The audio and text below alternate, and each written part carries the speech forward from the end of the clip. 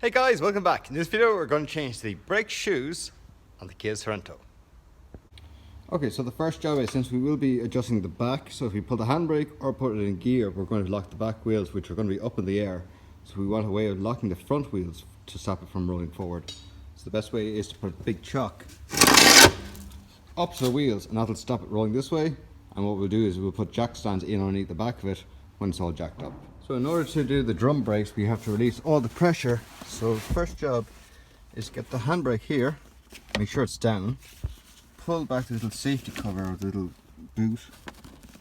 See there, there's a little nut and bolt, so you have to undo the nut, and it is a size 10. Size 10, yeah. So we just shove that down there and we undo it. Okay, so that's after releasing all the tension off the handbrake. Now time to pull the drum.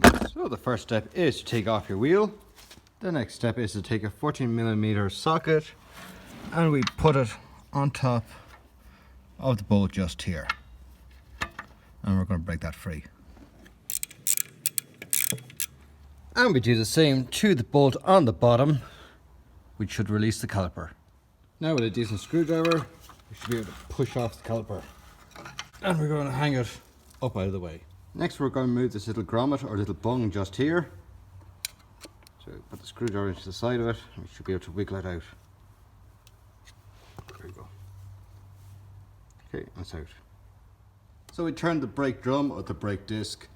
So say that's 12 o'clock, so probably about 10 o'clock. The whole reason for taking off that bung is to get to this little wheel. We have to turn this wheel, which will release the shoes off the brake drum.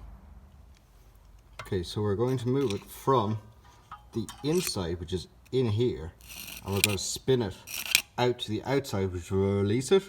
And when you're putting it back on, if you're going to put tension into the shoes, you go from the outside, push the little wheel back in towards the center. We're going to push it out to release the tension. You can hear it there. And you can also test it to see if you're doing the job right. It's starting to turn. So you can see the little wheel just in there.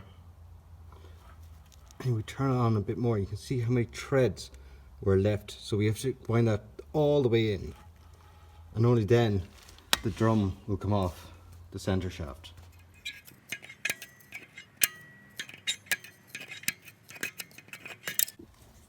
Okay, I think I've wound it all the way in. So let's give it a check. There, look, it's all the way in. Okay, it's time to pull off the disc. Okay, next we have to release the two safety screws. So one is there and the other is just there. So let's undo them now. So just get her to drill onto it. It's Phillips head. That's one. Two. Great. That's them. Right, let's get the other one out. Let's get the disc off. Ah, brilliant. Ooh. Great, now let's have a look at it. So these are the shoes, or the brake shoes. That one looks okay. Well, there's a bit of scoring in it. Let's have a look at the bottom one. Oh, look at that. It's broken. That's why the brakes didn't work right. Okay, so we're going to pull these off, get two new shoes put on. Okay, so after a very quick visual inspection, there's one clip here and there's a corresponding clip just here. The spring goes between this side and this side. The spur gear goes in between. The live side or the dead side, whatever you want to call it, the live center side goes to this side pointing down. So the gear or the worm inside it, the screw part of it, goes to the top. There's another corresponding spring down here, and that seems to be it. So I'm going to start disassembling now. So obviously these gaps are in it there for a reason, and I think you can just twist this and it should come off. Okay, so a little bit of a fiddly job to do, but with a long nose pliers it's actually very easy. You just keep twisting it until you can kind of like twist it around, you hold it at the back and you'll get it separated. That's the clip out of it. So hole at one side, square line at the other side. I should be able to push that back, take it out from the behind. That's loose. I got the spur gear out, which collapsed both of these inwards because they're both being pulled by a spring. I undid top spring first, just took the tension off it. Then this assembly kind of came around a little bit more. I was able to ping the bottom spring off down here, and now the shoes are released. So we can pull this shoe out. You can see it's only a spring at the top, spring at the bottom. The hole there is for the lock guide. The other side, oh there it is, fell on the ground. Yeah, so that needs to be changed. Right, time to rebuild with the new set. So this is Japan parts, so yeah, sounds like a good brand, good make. So we're going to install them. So we have that, they're the old ones, take the springs off the old ones, put them onto new ones, install that, and then do the whole procedure, unfortunately again, on the opposite side. So if you're like me and you took them off and you didn't quite make a note of top and bottom, so this is the top that has the spur gear on it. This is the bottom that attaches to the handbrake. So there's a big bulge here, or a big knob, or a big bump. Both of them, they're the same, they're mirror images. So you put both of these at the top, both of these at the bottom. So both of these will attach here onto the handbrake, and both of these will attach up here where this little spur gear is.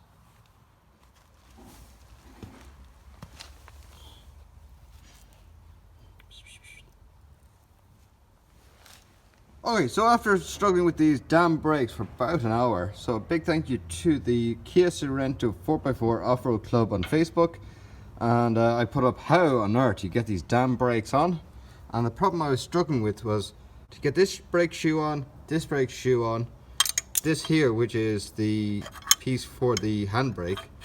There's a spring to go in that. There's a spring to go on the far side and the adjuster. And how do you get it all on without it all falling apart? And what one of the guys said was these little clips here, so these are like the safety clips, or the clips that holds the shoes in place, put them in first. So on the Volkswagens you put them in last when you're rebuilding the brakes, but these ones apparently you put them in first. So there's the top one to go in here. I've done the bottom one now. The bottom one is held in place. You can see just there, it's holding. So now that's to stop gravity pulling this one down. And this is the handbrake adjuster. So you can see there's the claw.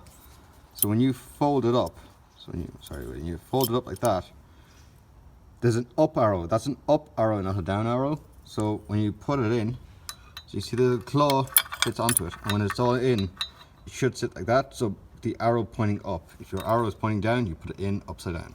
So you put it in like that, and then this claw here fits in this little gap, and the top claw fits in the top gap. And there's a little rest just in there, and there's a rest inside here, and this knob here and this knob here fit in top and bottom. And then obviously then the spring goes between here, this hole, and the bottom hole. And the advice I was given is either get a long nose vice grip or long nose pliers and just pull the shite out of it till it goes in. And yep, so that's what I'm about to do. So I'll come back to you when it's hopefully installed. Okay, great news. I have one side done after about 20 or 30 minutes. So lock the bottom side in with one of those retaining clips just in here. Leave the top side loose. Attach the brake caliper, or the handbrake lever. Attach that first with the spring in the bottom side. So the spring is in, and then you attach this, so the spring is going to be sitting on the inside. Then grab a vice grip or a good pliers, pull it up and get as much as you can in. Obviously have the little notch on this side, and then use a screwdriver at the same time and push and pull up at the same time, and it should clip in. So now I still have this side here to do. Okay, and after a great struggle I finally got all in. So the first job was to get the spring in. So I had this one here removed, and that was missing, so this would sit down lower, and it was quite easy to get this top spring in. Once the top spring was in, I could then use a screwdriver, lift all of this assembly up and get this piece here in. So it's a live center at the bottom and it screws in at the top, and then this clip here you push it in from just behind, and you push it in and give it a twist, and it'll lock in. And when you have everything in, just give it a little tap this way and a little tap this way with a hammer. It just lets everything kind of move around and then sit in nicely. So we're going to check it all out, just make sure everything is done right, so it's all nice and tight, and then we got ready to install the hub back in again. So when you're putting these on, obviously they point away from the dimple that's here, and the same the bottom side, they sit away from the dimple. Otherwise they won't sit correctly. First of all, we're going to have to put the drum brake back on, but before we do that, we're going to just blow it out. Now adjusting the brake shoes to make it slide. Slides back on. Brilliant. Oh yeah, don't forget to remember to have the little hole at the top where the gap is going to be, and these have to line up as well. Okay, now next job is we're going to set the brakes. So we're going to bring the adjuster back around to this side. We can't see it very well, so we're lining up just in there. So we're going to tighten this till eventually the shoes are just barely touching the disc. You'll hear it when you turn it. You'll hear a bit of a grabbing. Current noise is just on the caliper, but that's sliding there. So when we start to bind up, we'll lock up and then we'll adjust it, just barely coming off it, and do the same on the far side. So that's now the brakes all rebuilt. So thanks very much for watching. Give me a thumbs up, even a dirty thumbs up. Subscribe over there, comment down below, and as always, thanks for watching guys. See you later.